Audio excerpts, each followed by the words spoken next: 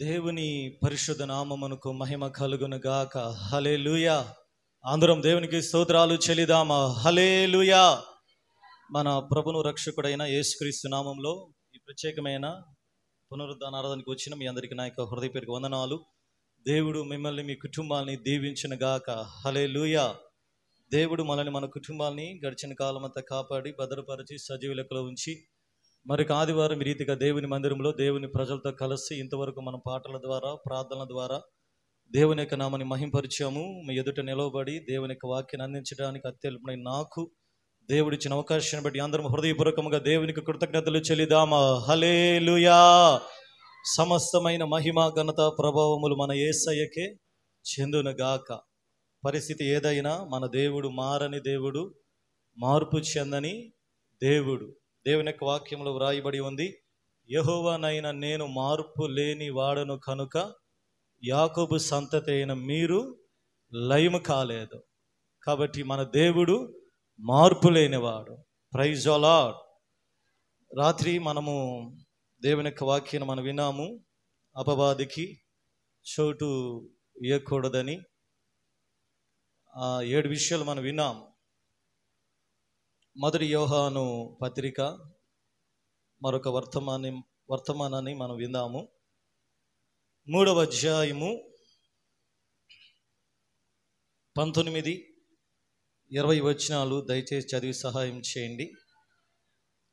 మొదటి యోహాను 3వ అధ్యాయము 19-20.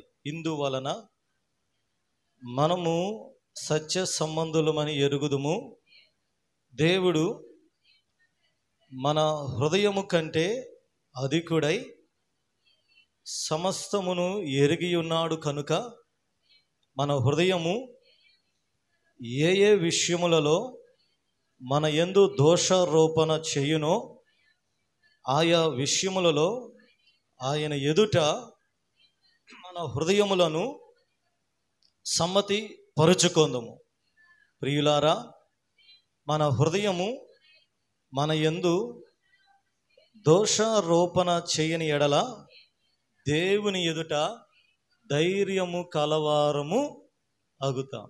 చాలండి. హల్లెలూయా.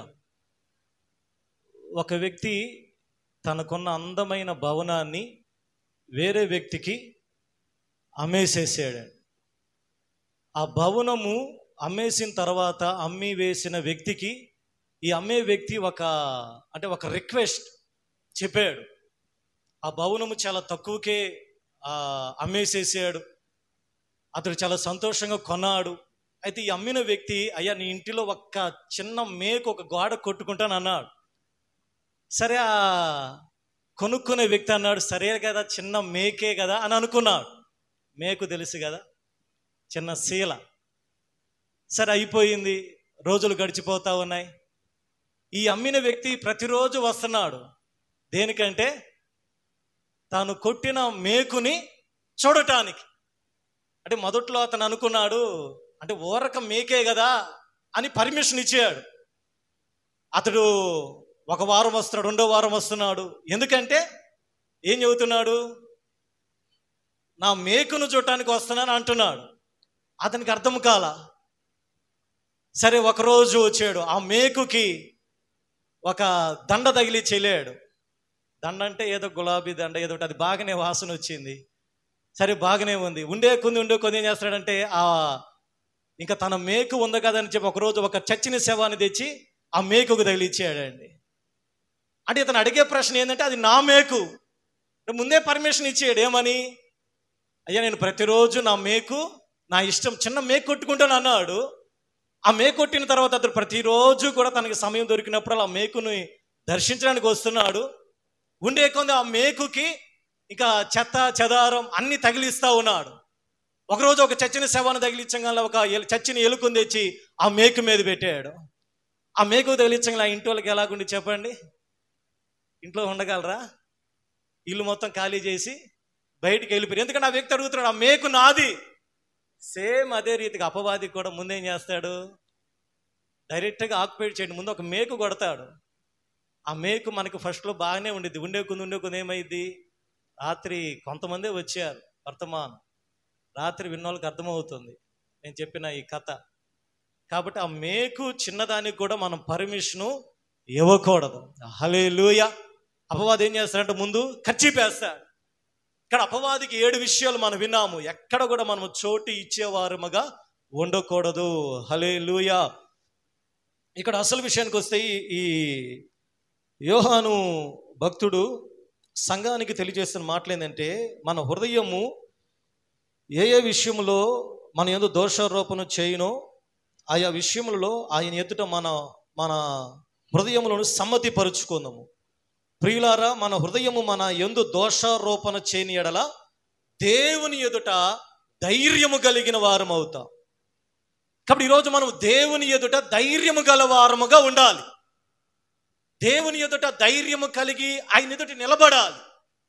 దేవుని ఎదుట ధైర్యము కలిగి నిలబడవగలమా చెప్పండి? ఈరోజు ప్రభు సంస్కారం ఉంది కాబట్టి యాక్చువల్గా రాత్రి చాలాసేపు, గంట సేపు, 12 గంటల దాకా జరిగింది. మళ్ళా చెప్పకూడదు కానీ ఎక్కువసేపు చాలామంది రాత్రి ఆ రాని వాళ్ళ కోసం మరలా వేరొక మెసేజ్ ఇవ్వటము జరుగుతుంది. దేవుని ఎదుట నేను ధైర్యముగా నిలబడగలను అని మనం చెప్పగలమా? చిన్న ప్రశ్న వేసుకోవాలి. సంఘంలో నిలబడవచ్చు, నా ఎదుట నిలవబడవచ్చు. దేవుని ఎదుట ధైర్యముగా నిలవబడగలమా చెప్పండి? నిలబడలేమండి. ఎవరు నిలవబడలేరు దేవుని ఎదుట. ఎంత పెద్ద భక్తులైనా ఎవరు నిలబడలేరు. ఆయన ఎదుట, ఆయన పరిశుద్ధ పర్వతం మీద నిలవదగిన వాడు ఎవడని దేవుని యొక్క వాక్యంలో రాయబడి ఉందండి. దేవుని ఎదుట నిలవబడాలంటే కావలసిన అర్హతలు ఏం తెలుసా? మొదట మన హృదయము అది దాన్ని ఎలా ఉంటుంది, అది సమ్మతి పరుచుకోవాలి. అంటే దేవునికి మనకి మధ్యలో ఏది కూడా ఉండకూడదు. మన హృదయం ఎప్పుడైతే అది సరిగ్గా ఉంటుందో అప్పుడు మాత్రమే నువ్వు దేవుని ఎదుట ధైర్యముగా, కాన్ఫిడెన్స్గా ఉంటావు. దేవుని ఎదుట, దేవుని దగ్గరికి, అది ప్రార్థన అయినా మందిరమైనా ఏదైనా ధైర్యముగా వెళ్ళి దేవుని దగ్గర అడగగలవు, దేవుని దగ్గర మొరపెట్టగలవు, దేవుని దగ్గర ప్రార్థించగలవు. ఆ ధైర్యం ఎప్పుడు వస్తుందంటే ఈ మాట, మన హృదయములను సమ్మతి పరుచుకోవాలి దేవుని దగ్గర. నీ హృదయము దేవుని ఎదుట ఎప్పుడైతే సమ్మతి పరుచుకుంటావో నీకు ఒక ధైర్యం వస్తుంది. ఆ ధైర్యం నేనేం చేస్తుంది తెలుసా? ఎట్టి పరిస్థితుల్లో నేను కాపాడుతుంది. యోబుతో అది అంటున్నారు తన స్నేహితులు, నీ భక్తి నీకు ధైర్యాన్ని పుట్టించదా? నీ భక్తిని నీకు నిరీక్షణకు ఆధారము కాదా? నిజమైన భక్తి చేసినప్పుడు నీకు ఒక ధైర్యం వస్తుంది. దేవుడు నాకు సహాయము చేస్తాడు, దేవుడు నాకు విడిపిస్తాడు, దేవుడు నన్ను స్వస్థపరుస్తాడు, దేవుడు నన్ను బాగు చేస్తాడు, దేవుడు నాకు సహాయము చేస్తాడు. అది ఎలాంటి పరిస్థితి అయినా దేవుడు నాతో ఉంటాడు. ఇందాక మన పాట పాడడం ఏమర్థమైంది? ఎన్ని బాధలైనా, ఎన్ని కష్టాలైనా, నిష్ఠూరమైనా భక్తులు ఊరకనే రాయలేదండి. పాడుకున్నప్పుడే మనలో ఏమైపోవాలి, అవి ఆరాధనలు పాడినప్పుడే మనం లీనమైపోవాలి.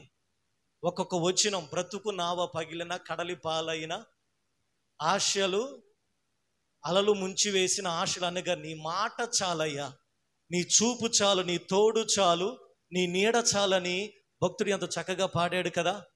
ఇవన్నీ ఎప్పుడు జరుగుతాయి? దేవుని ఎదుట ధైర్యముగా నిలబడినప్పుడు. Praise the lord. కాబట్టి ఈరోజు నేను దేవుని ఎదుట ధైర్యముగా నిలబడాలి. దేవుని సన్నిధానంలో ధైర్యముగా నిలబడాలి. దేవుని ఎదుట మన హృదయమును సమ్మతిపరుచుకోవాలి. దేవునికి మనకి మధ్యలో అది ఏదైనా సరే ఉన్నప్పుడు తొలగించుకొని దేవుని దగ్గర ముందుకు సాగితే అది చాలా ధన్యకరమైన జీవితముగా ఉంటుందండి. హల్లెలూయా. కాబట్టి మన హృదయములను సమ్మతిపరుచుకోవాలి. ఎందుకని? ఆదికాండము 6వ అధ్యాయము 5వ వచనం చదవండి. ఎందుకు మన హృదయములను సమ్మతిపరుచుకోవాలి? నరుల యొక్క చెడుతనము భూమి మీద గొప్పదనియు వారి హృదయం యొక్క తలంపుల్లోని ఊహ అంతయు ఎల్లప్పుడూ కేవలము చెడ్డదండి. యెహోవా చూచాడండి. ఎందుకని మన హృదయంలో దేవుని దగ్గర సమ్మతిపరుచుకోవాలి? ప్రభు సంస్కారాల్లో పాల్గొన్న ప్రతి ఒక్కరూ కూడా, మనము కూడా జాగ్రత్తగా దేవుని యొక్క మాటలు వినాలి. ఎందుకు మన హృదయములను కళ్ళు అని చెప్పలేదు, చెవులని చెప్పలేదు, ఏ అవయవం గురించి చెప్పలేదు, మన చేతులు చెప్పలేదు, మన కాలు చెప్పలేదు, శరీరంలో ఏ అవయవం గురించి చెప్పకుండా హృదయం గురించి ఎందుకు చెప్పాడంటే మన హృదయము లోపల ఉన్న తలంపులలోని ఊహ అంతయు ఎల్లప్పుడు కేవలము చెడ్డదని దేవుడు చూచి ఆయన సంతాపము నొందే.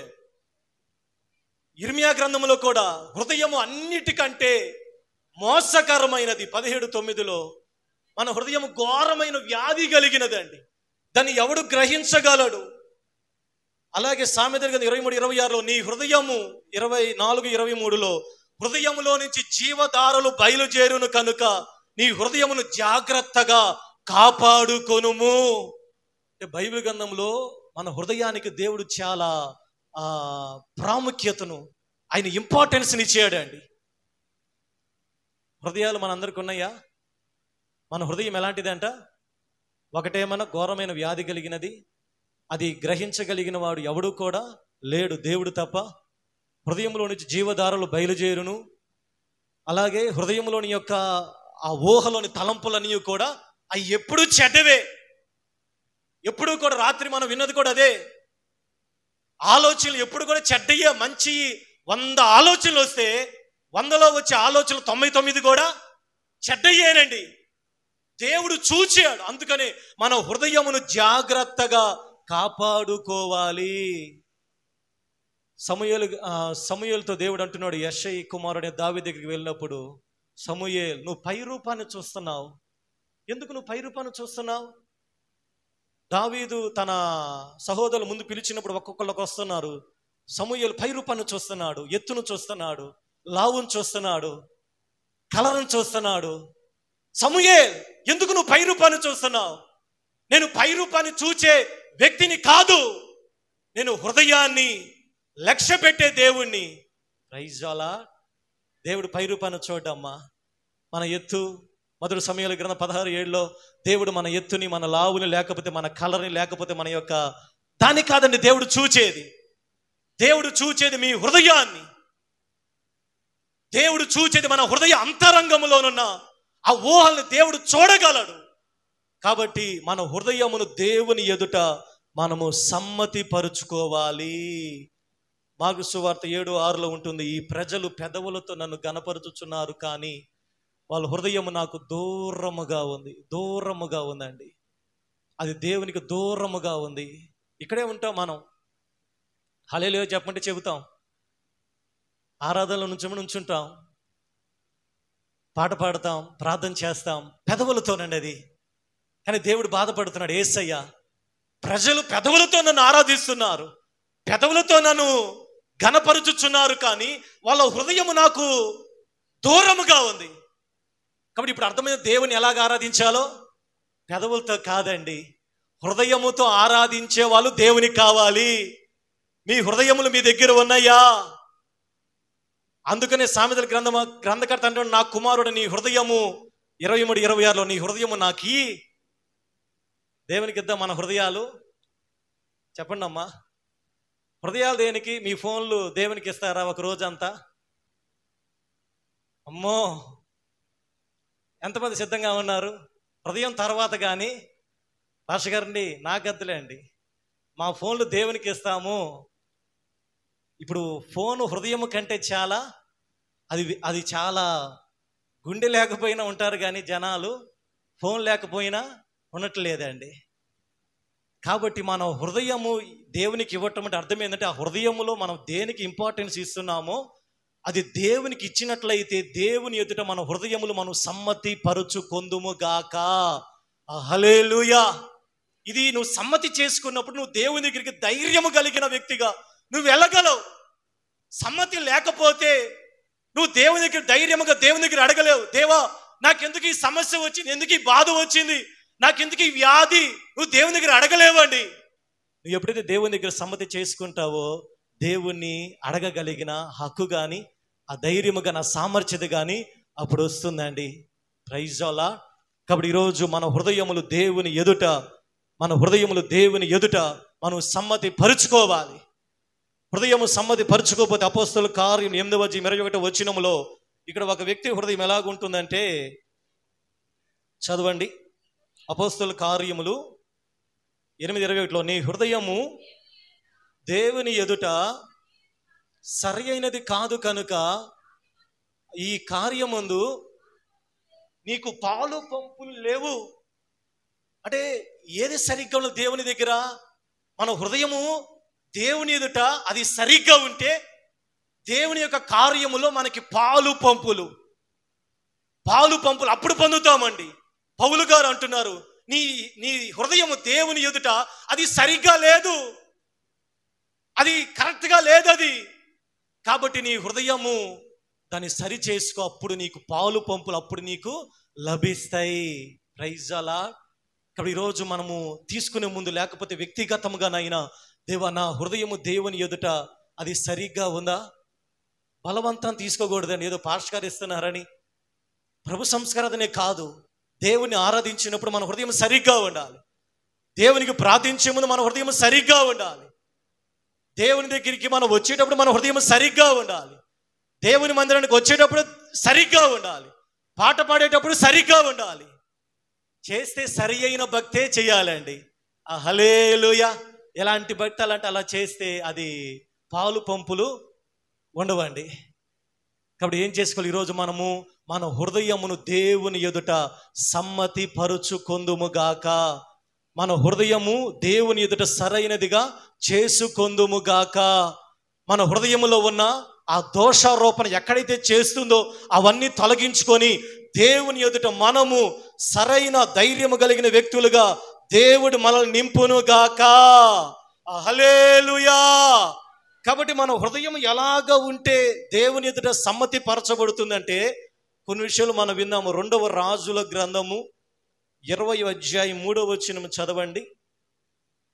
2వ రాజుల గ్రంథము 20వ అధ్యాయం 3వ వచనం. యెహోవా యథార్థ హృదయున్నై సత్యముతో నీ సన్నిధిలో ఎట్టు నడుచుకుంటునో నీ దృష్టికి అనుకూలముగా సమస్తమును ఎట్లు జరుగుతునో ఒక్కసారి కృపతో జ్ఞాపకము చేసుకయ్యా.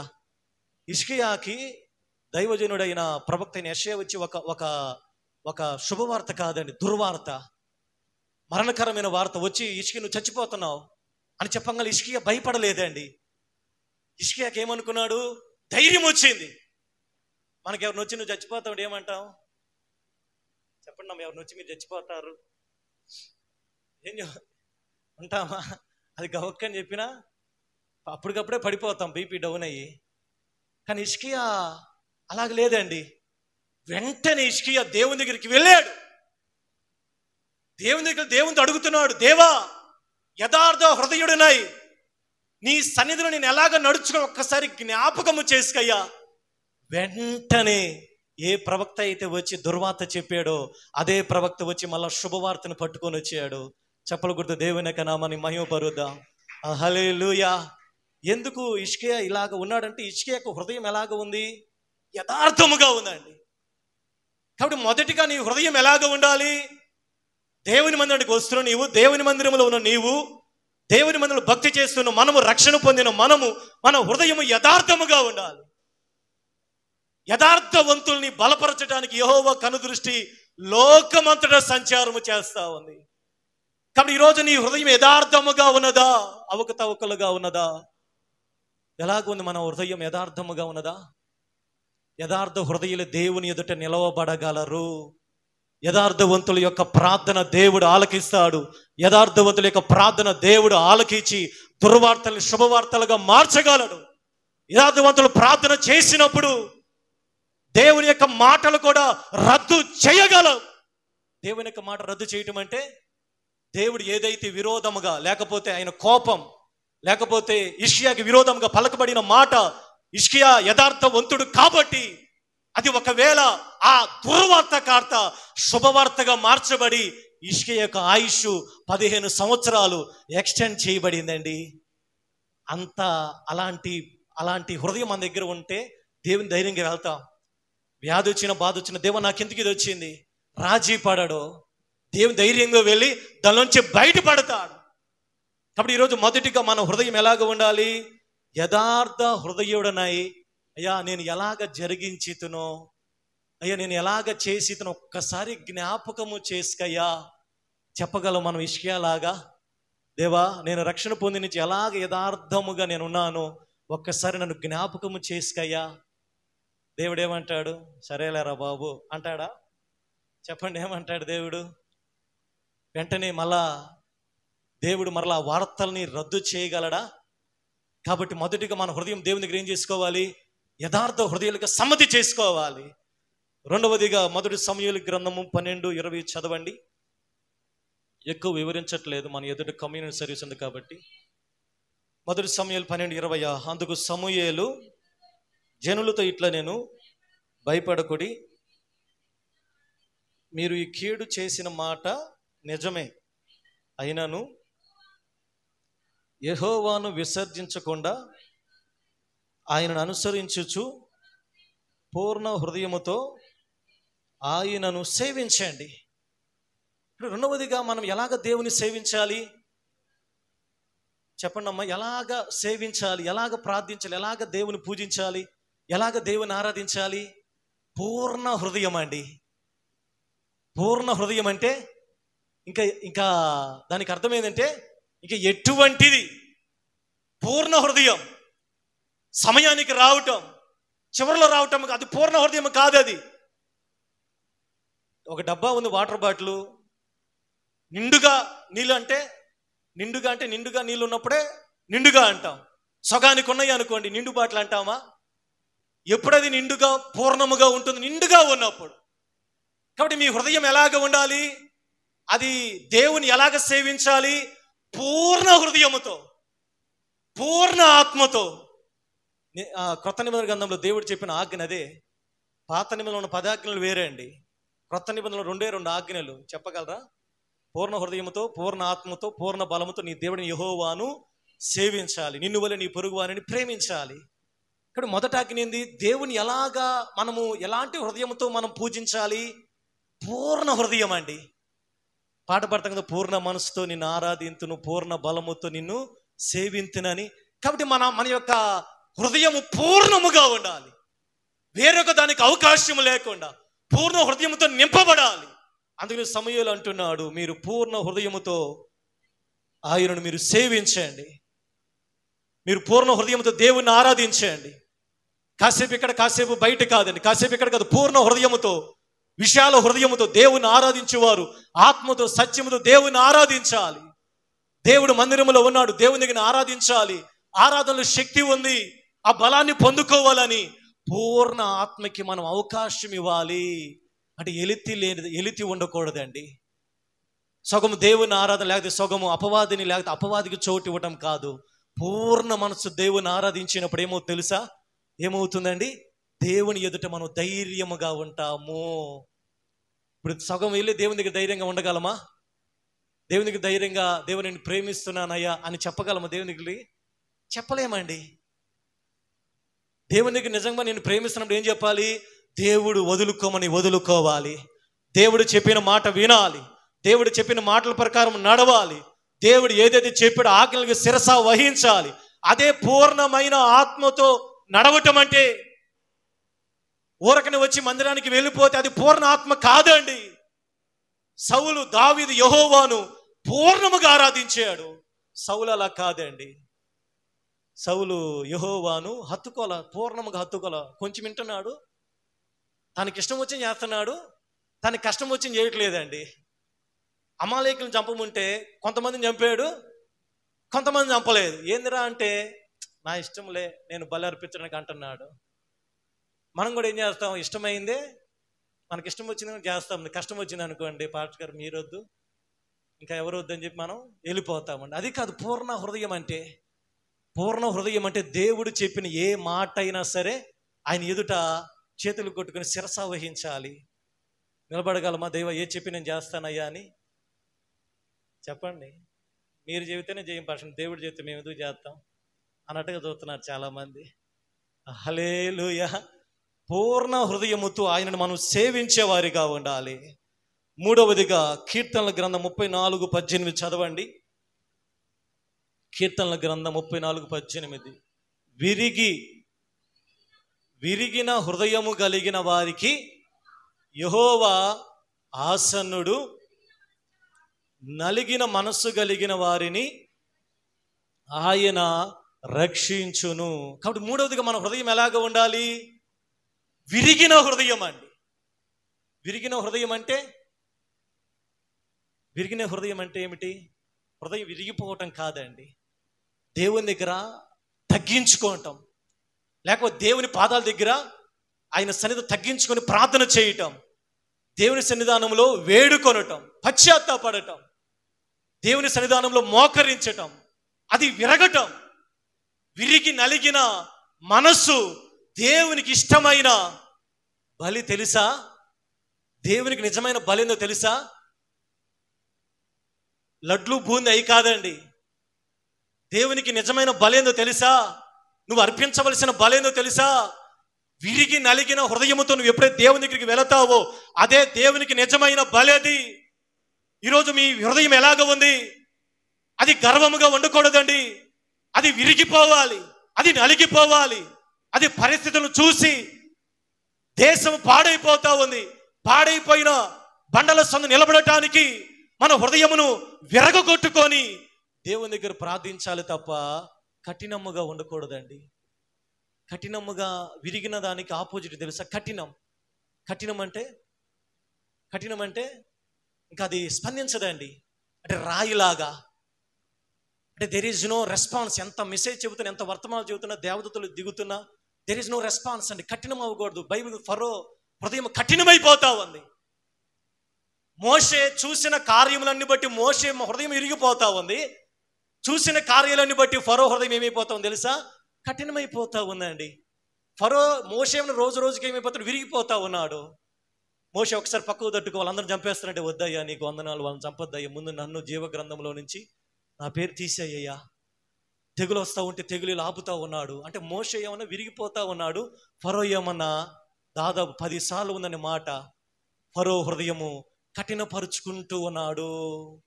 ఈరోజు మన హృదయం కఠినం అవుతా ఉందా?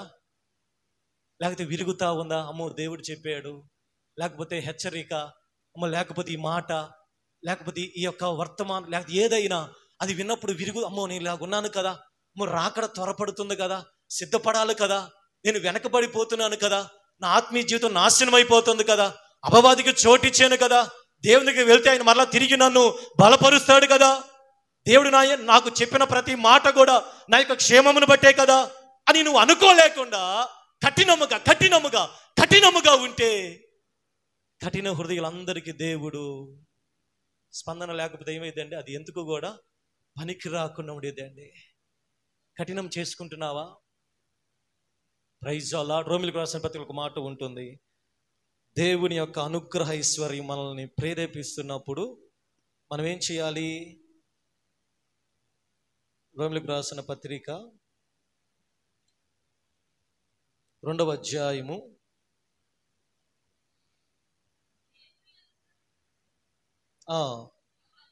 4వ వచనం, దేవుని అనుగ్రహము మారు మనసు పొందుటకు నేను ప్రేరేపించుచున్నదని ఎరుగక ఆయన అనుగ్రహ ఐశ్వర్యమును సహనమును దీర్ఘశాంతమును తృణీకరించుదువా. వింటున్నారా? ఏమంటున్నాడు దేవుడు? ఆయన నిన్ను ప్రేరేపిస్తున్నాడు అండి. దేవుడు దైవజనుల ద్వారా నిన్ను ప్రేరేపిస్తాడు. దేవుడు దర్శనాల ద్వారా నిన్ను ప్రేరేపిస్తాడు. దేవుడి రాకడ కొరకు పరిశుద్ధాత్మ దేవుడు ప్రేరేపిస్తాడు. ప్రేరేపణలు రావటం లేదా? ఏమొస్తున్నాయి? ఏ ప్రేరేపణలు వస్తున్నాయి? చెప్పండి అమ్మా. ఏ ప్రేరేపణలు రావాలి? ఏ ప్రేరేపణలు వస్తున్నాయి? ఏ ప్రేరేపణలు రావాలి? రాకడ సూచనలు జరుగుతూ ఉన్నాయి. నేను సిద్ధపడాలి, ఇదిగో నేను ప్రార్థన చేసుకోవాలి, నేను వాక్యాన్ని ధ్యానించాలి, అయ్యో సమయం త్వరపడుతూ ఉంది, దేవుడు చెప్పిన రాకడ సూచనలు జరుగుతూ ఉన్నాయి, మన పోకడ ఎప్పుడు, ఆయన రాకడ ఎప్పుడు తెలియదు కాబట్టి నేను సిద్ధపడాలి, నేను దేవుని కొరకు ముందు లైన్లో ఉండాలి, నేను దేవుని యొక్క పనిలో ముందు లైన్లో ఉండాలి. ఇలాగ ప్రేరేపణలు రావటం లేదా? మీకు భయం కలగటం లేదా? రక్షణ పొందాలి, మారు మనసు పొందాలి, బాప్తీసం తీసుకోవాలి, ఇదిగో నేను ఆరాధనలో పాల్గొనాలి, నేను దేవుని ఆరాధించాలి, అయ్యో నేను వెనకబడిపోతున్నానే, ఇలాంటి ప్రేరేపణలు రావటం లేదా? మాకు ఎందుకు వస్తాయి పాస్టర్? హల్లెలూయా. ఏం ప్రేరేపణలు వస్తున్నాయి చెప్పండి అమ్మా. దేవుడు ప్రేరేపిస్తాడండి. అనుగ్రహ ఐశ్వర్యము నిన్ను ప్రేరేపించుచున్నదని ఎరుగక. చాలామంది ఎరగటం లేదండి, చాలామందికి తెలియటం లేదు. దేవుడు ఎంతగా ప్రేరేపిస్తున్నా ఎరగని స్థితిలో ఉన్నారు.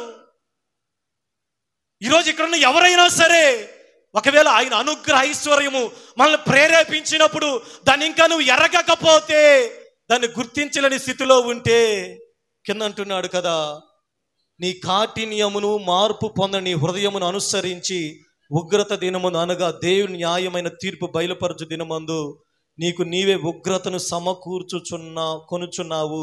ఆయన ప్రతి వానికి వాని క్రియల చొప్పున ప్రతిఫలము ఇచ్చును. కాబట్టి మనం ఏం చేయాలో తెలుసా? ఏం చేయాలి? మూడవదిగా ఏం చేయాలి? మన హృదయం ఏం చేసి విరిగిన హృదయం దేవుని మాట చెప్పిన వెంటనే సరెండర్ అవ్వాలి. నాతాను వచ్చి దావీదు చెప్పినప్పుడు వెంటనే సరెండర్ అయిపోయాడు అండి. సౌలు అలా కాదు, పోతే పోయిన అనుకున్నాడు అండి. సమూయేలు వచ్చి, సౌలు నువ్వు దేవుడు చెప్పిన పని చేయలేదంటే ఏముందలయ్యా అన్నాడు. టేటీజీగా తీసుకున్నాడు అండి. వెంటనే సమూయేలు అంటున్నాడు, నీ రాజ్యము నీ దగ్గర నుంచి తొలగిపోయి నీకంటే ఉత్తముడైన దావీదుకి అప్పగించబడింది. అదే ప్రవక్త నాతాను సౌలు దగ్గరికి వెళ్ళి, దావీదు దగ్గరికి వెళ్ళి, ఆ మనుష్యుడు నువ్వే అనగానే వెంటనే దావీదు 51 కీర్తన అంతా రాసేసాడండి. చూసారా? 51 కీర్తన అంతా కూడా తను దేవుని దగ్గర ఒప్పుకున్న కన్ఫెస్ ప్రార్థన. ఆయన మాట ఇప్పుడు మనం చదువుకున్న విరిగి నలిగిన మనసే అయ్యా నీకు ఇష్టమైన బలి. విరిగి నలిగిన మనస్సును నీవు అలక్ష్యము చేయవు, నువ్వు ఆసన్నుడు అయ్యా. దేవుడు దావీదుని క్షమించి, దావీదు పాపమును పరిహరించి, దావీదుని తన హృదయానుసారుడిగా మార్చుకున్నాడు. హల్లెలూయా. ఈరోజు మీ హృదయం ఎలాగ ఉంది చెప్పాలా? కుర్చీలో కూర్చొని చాలా మంది నిద్రపోతున్నారు. ఎలాగ ఉంది మీ హృదయం? విరిగి నలిగిన హృదయంలాగా ఉందా? ఎలాగ ఉంది? 4వదిగా కీర్తనల గ్రంథం 90వ అధ్యాయము 12వ వచనాన్ని చదవండి. మాకు జ్ఞాన హృదయము కలుగునట్లుగా చెయ్యుము, మా దినములు లెక్కించుట మాకు నేర్పుము. 4వది ఏ హృదయం కావాలండి? జ్ఞాన హృదయం కావాలమ్మా. ఎందుకని? మన దినములు మనం లెక్కించుకోవడానికి. మీ దినాలేనో తెలుసా? చెప్పండి ధైర్యంగా దేవుని దగ్గర, దేవా నేను ఇన్ని దినాలు బతుకుతాను చెప్పగలం దేవుని దగ్గర? చాలా ఆకస్మికంగా మనల్ని చాలా జరుగుతున్నాయండి, చాలా దారుణంగా. ఎక్కడో అక్కడే చనిపోతా ఉన్నారు. జ్ఞాన హృదయం ఉందా? మన దినములు లెక్కించుట దేవుని దగ్గర నేర్పించి అడుగుతున్నాడు కీర్తనకారుడు. జ్ఞాన హృదయం ఉన్నోళ్ళు ఎలాగ ఉంటారో తెలుసా? అయ్యో, ఎఫెసీ పత్రిక 4వ అధ్యాయంలో సమయము దినములు చెడ్డవి కనుక సమయమును పోనీయక ఏం చేయాలి? జ్ఞాన హృదయం అంటే అక్కడ చదవండి, ఎఫెసీ పత్రిక 4వ అధ్యాయంలో. దినములు చెడ్డవండి, దినములు చెడ్డవండి, అందరూ గుర్తించాల. దినములు చెడ్డవి కనుక సమయమును పోనీయక సద్వినియోగము చేసుకొనుచు అజ్ఞానుల వలె కాక జ్ఞానుల వలె నడుచుకొనుచు జాగ్రత్తగా చూచుకొనడి.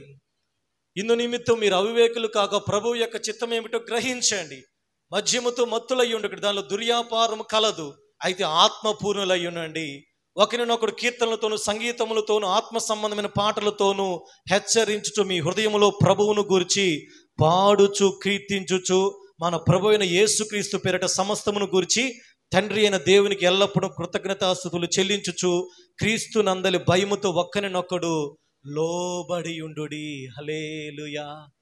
ఇదేనండి జ్ఞాన హృదయం అంటే. అజ్ఞానులు ఎలా ఉంటారు తెలియదండి, ఏం చేస్తారు తెలియదు. అజ్ఞానులు ఎలా ఉంటారు? అజ్ఞానులు ఏం చేస్తారో తెలియదు. ఆ దినాలు కానీ ఎలాగ జీవిస్తారో తెలియదు. అందుకని కీర్తనకారుడు, అయ్యా మాకు జ్ఞాన హృదయము దయచేయండి, మాకు జ్ఞానము దయచేయండి, మా దినములు మాకు లెక్కించండి, నేర్పించండి. సమయం గతించిపోతా ఉంది, సమయం త్వరపడతా ఉంది. బుద్ధి కలిగిన కన్యకులు, బుద్ధి లేని కన్యకులు తెలుసు. బుద్ధి కలిగిన కన్యకులు జ్ఞానం ఉంది కనుకనే వాళ్ళు యేసు ప్రభువు పెండ్లి కుమారుని యొక్క స్వరాన్ని గుర్తించగలిగారు. బుద్ధి లేని కన్య జ్ఞానము లేదండి, నిద్రపోతా ఉన్నారు, మెలకువగా ఉన్నారు. జ్ఞానము లేదు. జ్ఞానము కలిగిన వాళ్ళు ఏం చేస్తారు తెలుసా? సమయాన్ని గుర్తిస్తారు. Praise the lord. అందుకని యెషయా భక్తుడు, నా ప్రజలు నన్ను లెక్కలేనని దినములు మరిచారు. నా ప్రజలు నన్ను గుర్తించలేకపోయి, యెషయా గ్రంథంలో అనుకుంటా, యెషయా గ్రంథము 1వ అధ్యాయంలో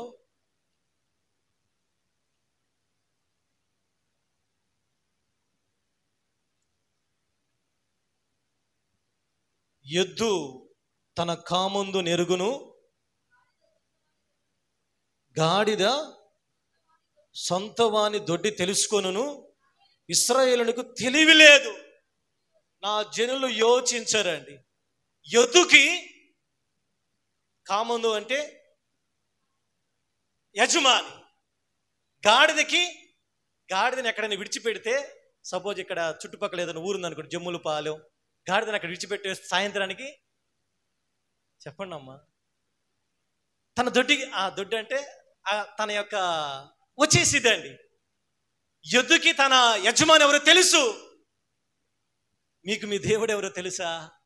అదే ఇక్కడ యెషయా ప్రవక్త బాధపడుతున్నాడు. ఎద్దుకి తన కాపరే తెలుసు, గాడిదకి తన దొడ్డి తెలుసు. ఎక్కడ తిరిగి వచ్చినా చివరికి సాయంత్రానికి తన గాడిదల దొడ్డికి వచ్చేది. అయితే నా ప్రజలని ఇశ్రాయేలీయులకు తెలివి లేదు, నా జనులు యోచించటము లేదు. ఈరోజు మీరు మీ దేవుడు ఎవరో తెలుసా? మీ దేవుడు ఏమై ఉన్నాడో మీకు తెలుసా? మీ దేవుడు ఏమి చేయగలడో మీకు తెలుసా? మీ దేవుడు ఎలాంటి వ్యక్తో మీకు తెలుసా? మీ దేవుడు ఎంత శక్తిమంతుడో మీకు తెలుసా? మీ దేవుడు ఏ కార్యాలు చేయగలడో మీకు తెలుసా? నా ప్రజలకు తెలివి లేదు అని దేవుడు బాధపడుతున్నాడండి. తెలివి ఉందా? జ్ఞానం ఉందా? కాబట్టి అందుకని కీర్తనకారుడు, అయ్యా మాకు జ్ఞాన హృదయము దయచేయండి, జ్ఞాన హృదయం మాకు దయచేయండి అయ్యా. జ్ఞాన హృదయం ఉంటే నువ్వు ఎక్కడున్న దేవుని స్తుతిస్తావు, నువ్వు ఎక్కడ ఉన్నా దేవునికి కృతజ్ఞతాస్తుతులు నువ్వు చెల్లిస్తావు. జ్ఞాన హృదయం ఉంటే నువ్వు ఎక్కడున్నా దేవుని ఆరాధన చేస్తావు. జ్ఞాన హృదయం నీ దగ్గర ఉంటే నువ్వు ఎన్ని పనుల్లో ఉన్నా దేవునికి రావాల్సిన సమయం నువ్వు వస్తావండి. Praise the lord. కాబట్టి 4వదిగా జ్ఞాన హృదయము కావాలి. 5వదిగా మత్తయి సువార్త 5:8 చదవండి. హృదయ శుద్ధి గలవారు ధన్యులు, వారు దేవుని చూచెదరు.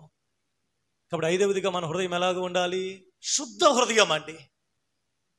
గుండె కూడా ఎందుకు తెలుసా? మనిషికి రక్తాన్ని ప్యూరిఫై చేయటానికి. హృదయము ఇప్పుడు అలాగే మన ఆత్మీయ జీవితాన్ని శుద్ధి చేస్తుందండి. మన హృదయము శుద్ధముగా ఉందా? దేవుని ఎదుట నిలబడాలంటే మన హృదయం ఎలాగ ఉండాలి? శుద్ధ హృదయం కావాలండి. శుద్ధి చేసుకోవాలి. ఎలాగ శుద్ధి అవుతుంది పాస్టర్ గారండి? రాత్రి ఎందుకు ఆలెంట్ ప్రేయర్ పెట్టింది? నిద్రపోకుండా ఇక్కడికి వచ్చి నిద్రపోవటానికా? చెప్పండి, ఎందుకు రాత్రి ఆలెంట్ ప్రేయర్ పెట్టింది? శుద్ధి చేసుకోవటానికి. Praise the lord. హోసన్న మందిరాల్లో ఏమని పిలుస్తారంటే శుద్ధీకరణ కూడిక అంటారండి. హోసన్న మందిరాల్లో శనివారం ప్రార్థన కూడికని మనం విజ్ఞాపన అంటాం, వాళ్ళు శుద్ధీకరణ కూడిక అంటారు. శుద్ధీకరించడం అంటే ఎలాగా? ప్రార్థన ద్వారా, పాటల ద్వారా, ఆరాధన ద్వారా, వాక్యము ద్వారా అది శుద్ధి చేయబడుతుంది. నువ్వు దేవుని మందిరం రాకుండా ఎలా శుద్ధి చేయబడతావు? ఎలాగవుతుంది? హృదయ శుద్ధి గలవారు ధన్యులు, వారు దేవుని చూచెదరు. అంటే దానికి అర్థమైంది, దేవుని దగ్గర నిలబడగలరు, దేవుని సన్నిధిని అనుభవించగలరు. కాబట్టి నీ హృదయము శుద్ధముగా ఉన్నదా?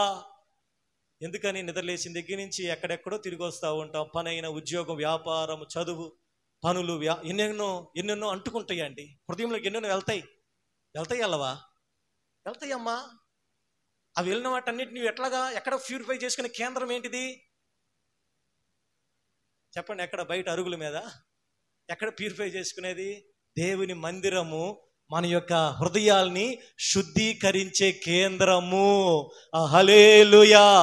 దేవుని యొక్క మందిరము మన యొక్క ఆత్మీయ జీవితాల్ని శుద్ధీకరించే కేంద్రం. దేవుని మందిరము మన యొక్క హృదయాల్ని శుద్ధి చేసే కేంద్రం అది. ఈరోజు దేవుడు అంటున్నాడు, మీ హృదయాలు శుద్ధి చేయబడ్డాయా? మీ హృదయాలు ప్యూరిఫై చేయబడ్డాయా? దేవుని మందిరానికి వస్తున్నా మన హృదయములు శుద్ధిగా, అవి శుద్ధముగా లేకపోతే, అవి ప్యూరిఫై చేయకపోతే దేవుని చూడలేవమ్మా. ఎవరు చూస్తావు? కనపడితే ఇద్దరే కనపడాలా? కనపడితే దేవుడైనా కనపడాలా, లేకపోతే ఇంకోటి ఒకడున్నాడు కదా, ఎవడోడు వాడైనా కనపడాలా. నీకు వాడు కనపడుతున్నాడా, దేవుడు కనపడుతున్నాడా? నీకు లేచిన దగ్గర వాడే కనపడుతున్నాడంటే నీ హృదయము శుద్ధముగా లేదు. Praise the lord. మొదటి తిమోతి పత్రిక 1:5 పౌలు అంటున్నాడు, ఉపదేశ సారమేదనగా. అదండి ఉపదేశ సారం ఏమిటి? నేను ఉపదేశం చేస్తున్నానండి, వర్తమానం మీరు ఎన్నో వింటూ ఉన్నారు. సారం ఏంది? సారం ఏంటిది? సారం ఏంటిది? సారాంశం ఏంటిది? పవిత్ర హృదయము నుండి మంచి మనస్సాక్షి కలిగి నడుచుకొనుటయే. హల్లెలూయా. ఎవరు దైవజనులు చెప్పినా, ఎవరు ఉపదేశము చేసినా ఆ చివరి సారాంశం అంటారు కదా, పాఠ పుస్తకాల్లో ఉంటే చివరి సారాంశం అని ఉండేది. ఎవరు ఏ దైవుని వాక్యము చెప్పినా సారం ఏందంటే పవిత్రమైన హృదయము కలిగి దేవుని మనం సేవించాలి. కాబట్టి ఈరోజు 5వదిగా మన హృదయము శుద్ధ హృదయముగా ఉండాలి. హల్లెలూయా. 6వదిగా హెబ్రీ పత్రిక 3:12 చదవండి. హెబ్రీ పత్రిక 3:12. సహోదరులారా, జీవము కలిగిన దేవుణ్ణి విడిచిపోవునట్టి విశ్వాసము లేని దుష్ట హృదయము మీలో ఎవని యందైన ఉన్నదేమో ఉండునేమో అని జాగ్రత్తగా చూచుకోనండి. మీ హృదయము ఎలాగ ఉండాలి? విశ్వాసము లేని దుష్ట హృదయం మీలో ఎవరి దగ్గర ఉందో ఒకసారి చూసుకోండి. విశ్వాసం లేదు, మందిరానికి వస్తున్న విశ్వాసం లేదండి, ప్రార్థన చేస్తున్నాం విశ్వాసం లేదు, భక్తి చేస్తున్న విశ్వాసం లేదు. Praise the lord. భక్తి చేస్తున్నాం కాబట్టి విశ్వాసం లేదు, మందిరానికి వస్తున్న విశ్వాసం లేదు. విశ్వాసం లేకుండా నువ్వు దేవుని ఎలాగ ఆరాధించగలుగుతున్నావు? హెబ్రీ పత్రిక 11:6 విశ్వాసం లేకుండా దేవునికి ఇష్టలైనట్టు అసాధ్యం అండి, అసాధ్యం అమ్మా. విశ్వాసం లేకుండా దేవునికి ఇష్టలైన అసాధ్యం. దేవుని యొద్దకు వచ్చువాడు ఆయన ఉన్నాడనియు తను వెతకు వారికి ఫలము దయచేవాడనియు నమ్మవలెను కదా. మీ హృదయం ఇప్పుడు విశ్వాసం ఉందా? చెప్పండి అమ్మా. నేను అందరూ ఎత్తబడతా ఉన్నారు, చాలా మంది వెళ్ళిపోతా ఉన్నారు బయటికి. హల్లెలూయా. విశ్వాసము లేని దుష్ట హృదయం మీలో ఎవరినైనా ఉందేమో ఒకసారి చూచుకొనండి జాగ్రత్తగా. విశ్వాసం ఉన్నదా? నా హృదయంలో విశ్వాసం ఉందా, లేకపోతే అవిశ్వాసం వచ్చేస్తుందా? దేవుడు ఉన్నాడని మనము విశ్వాసం ఉందా? దేవుడు నన్ను గమనిస్తున్నాడు, దేవుడు నన్ను అబ్జర్వ్ చేస్తున్నాడు, దేవుడు నా ప్రార్థన వింటున్నాడు, దేవుడు నన్ను గమనిస్తున్నాడు. విశ్వాసము ఆ కలిగిన హృదయం ఉండాలి అండి. యోసేపు దగ్గర ఆ హృదయం ఉంది. ఎక్కడ ఉన్నా, సమస్యలో ఉన్నా యోసేపు దేవుడు నన్ను చూస్తున్నాడు అనుకున్నాడు కాబట్టి, దేవుని ఎడల యోసేపు భయభక్తులు కలిగి ఉన్నాడు కాబట్టి దేవుడు యోసేపుని అంతకంతకు హెచ్చించాడు. హల్లెలూయా. చివరిగా మొదటి అపోస్తుల కార్యములు 11:23 చదవండి, ప్రార్థన చేసుకుందాం. అపోస్తుల కార్యముల గ్రంథము 11:23. అతడు వచ్చి దేవుని కృపను చూచి సంతోషించి ప్రభువును స్థిర హృదయముతో హత్తుకొనవలెనని అందరినీ హెచ్చరించాను. హల్లెలూయా. 11:23. ఎందుకు పేతురు ఇక్కడ హెచ్చరించాడు తెలుసా? పైన 19వ వచనంలో స్టెఫను విషయమై కలిగిన శ్రమను పట్టి చెదిరిపోయిన వారు చాలండి అంటే స్టెఫను విషయంలో గొప్ప శ్రమ కలిగింది. సంఘానికి శ్రమ కలిగి చాలామంది చెదిరిపోతా ఉన్నారు, చాలామంది లోకంలోనికి వెళ్ళిపోతా ఉన్నారు, చాలామంది దేవుని విడిచిపెట్టి వెళ్ళిపోతా ఉన్నారు. వస్తున్న శ్రమను బట్టి, శోధనలు బట్టి చాలామంది ప్రభువుని విడిచిపెట్టేస్తా ఉన్నారు. కాబట్టి పేతురు వాళ్ళందరినీ కూడా ఒక చోట సమకూర్చి వాళ్ళని హెచ్చరిస్తా ఉన్నాడు. ఏమని హెచ్చరిస్తున్నాడు? మీరు ప్రభువుని స్థిర హృదయముతో మీరు హత్తుకొనండి. స్థిర హృదయం అంటే శ్రమలైనా, శోధనలైనా, ఇబ్బందులైనా, వ్యాధైనా, బాధైనా, కరువైనా, ఖడ్గమైనా ప్రభువే నాకు ఆశ్రయం. హల్లెలూయా.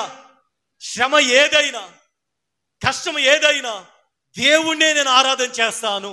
అదే స్థిర హృదయం అండి. మంచిగా ఉన్నప్పుడు మందిరానికి వచ్చి, కష్టాలు వచ్చినప్పుడు మందిరాన్ని విడిచిపెట్టి వెళ్ళిపోతే అది స్థిర హృదయం కాదండి. సమస్యలు ఉన్నప్పుడే దేవుణ్ణి ఆరాధించాలి. నీకు కష్టం వచ్చే కొన్ని నువ్వేం చేయాలి? భక్తి ఏమవ్వాలి? భక్తి ఏం చేయాలి? దాన్ని పెంచాలి. మనం చాలా వాటికి ఏం చేస్తాం తెలుసా? మంచిగా ఉంటేనే మందిరానికి వస్తామండి. చాలామంది నేను ఎప్పుడు వెళ్ళి అడిగినప్పుడు మందిరానికి అయితే రాలేదంటే ఈరోజు బాగలేదండి అంటారు. ప్రైజ్ అలా. నేను అంటాను వెంటనే, బాగలేనప్పుడే కదా మా మందిరానికి వచ్చేది అంట.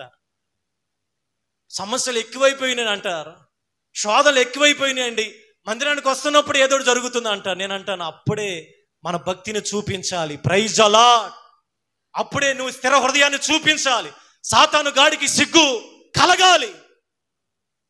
షడ్రకు మేషకు అబేద్నెగో అదే చేశారు. రాజా నీ ప్రతిమకి మేము మొక్కం ఏం చేసుకోపో అన్నారు. మొక్కరా, పెంచుతున్నా. పెంచాడు. ఎప్పుడు పెంచుతాం? ఇంట్లో గ్యాస్ పే దగ్గర పెంచుతామా? మిక్సీ పెంచుతారా? ఇంకెక్కడెక్కడ పెంచుతారు? Washing machine పెంచుతారా? షడ్రకు మేషకు అబేద్నెగో రాజు కూడా రాజు పెంచాడండి. ఎంత? 7 పాయింట్లు పెంచాడండి. పెంచంగా ఏమైపోయింది? వాళ్ళ భక్తులు ఏమైనా మార్పు వచ్చిందా? మారలేదు. Praise a lot. మంట పెరిగినా భక్తి మారలేదండి. 7 అంతలుగా అగ్నిగుండం ఇంకా కట్టిలేసి ఇంకా కిరోసిన్ పోసి వాళ్ళు దూకటానికి కూడా. అదే స్థిర హృదయం. స్థిర హృదయం ఉన్నప్పుడే దేవుడు నీకు ప్రత్యక్షం అవుతాడు. స్థిర హృదయం ఉన్నప్పుడే దేవుడు నీకు సహాయము చేస్తాడు. మంచిగా ఉన్నప్పుడు దేవుని దగ్గరికి వచ్చి చెడ్డగా ఉన్న విడిచిపెట్టి వెళితే దేవుడు సహాయం చేయడు. అందుకని పేతురు అంటున్నాడు, ప్రభువుని అతడు వచ్చి దేవుని కృపను చూచి సంతోషించి ప్రభువును స్థిర హృదయముతో హత్తుకొని ఉండవలని అందరినీ హెచ్చరించాడు. హల్లెలూయా. 7 హృదయాలు ఉంటేనే నువ్వు దేవుని ఎదుట ధైర్యముగా నిలబడగలవండి. ఇది లేకపోతే దేవుని దగ్గర ధైర్యముగా నిలబడలే. మన పాటికి మనం వస్తాం, మందిరంలో ఉంటాం వేరండి. వ్యక్తిగతంగా దేవుని దగ్గర వెళ్ళి దేవుని దగ్గర ప్రార్థించలేం, దేవుని దగ్గర మొరపెట్టలేం, దేవుని దగ్గర అడగలేం, దేవుని దగ్గర దేవుని గురించి మనం ఆరాధన చేయలేం. నీ హృదయం ఎప్పుడైతే యథార్థముగా, నీ హృదయం ఎప్పుడైతే విరిగి నలిగిన హృదయముగా, పూర్ణ హృదయముగా, స్థిర హృదయముగా, నీ హృదయం ఎప్పుడైతే జ్ఞాన హృదయముగా, శుద్ధ హృదయముగా, నీ హృదయం ఎప్పుడైతే విశ్వాసము లేని దుష్ట హృదయముగా ఉంటుందో అప్పుడు మాత్రమే నువ్వు దేవుని ఎదుట ధైర్యముగా నిలబడగలవు. దేవుని దగ్గర ప్రార్థించగలవు, పాట పాడగలవు, దేవుని దగ్గర మొరపెట్టగలవు, దేవుని యొక్క సన్నిధిని నీ జీవితంలో అనుభవించగలవు, దేవుని దగ్గర నువ్వు డిమాండ్ చేయగలవు. Praise allot. డిమాండ్ చేసే ఆ యొక్క ధైర్యం ఎప్పుడు వస్తుంది? డిమాండ్ అంటే, దేవా నాకు ఎందుకు చెయ్యవు, దేవా నన్ను ఎందుకు దీవించవు, దేవా మా వ్యాధి ఎందుకు తగ్గించవు, దేవా మాకెందుకు సహాయము చేయవు. దేవుని దగ్గర ఎవరికి వస్తుంది ఈ ధైర్యం? చెప్పండి, ఎవరికి వస్తుందమ్మా? ఎవరికంటే వాళ్ళకు రాదండి. సమ్మతి పరుచుకొని ఈ హృదయం అంతా మనకుంటే దేవునికి ధైర్యముగా వీళ్ళు అడగగలం. దేవుడు వెంటనే ఉత్తరం ఇవ్వగలిగిన దేవుడు. హల్లెలూయా. అందరం తలవంచి ప్రార్థన చేసుకుందాం. అటువంటి హృదయములు దేవుడు మనకి అనుగ్రహించునుగాక. శుద్ధ హృదయం కలుగా చేయుము, శుద్ధ హృదయం కలుగా చేయుము, నాలో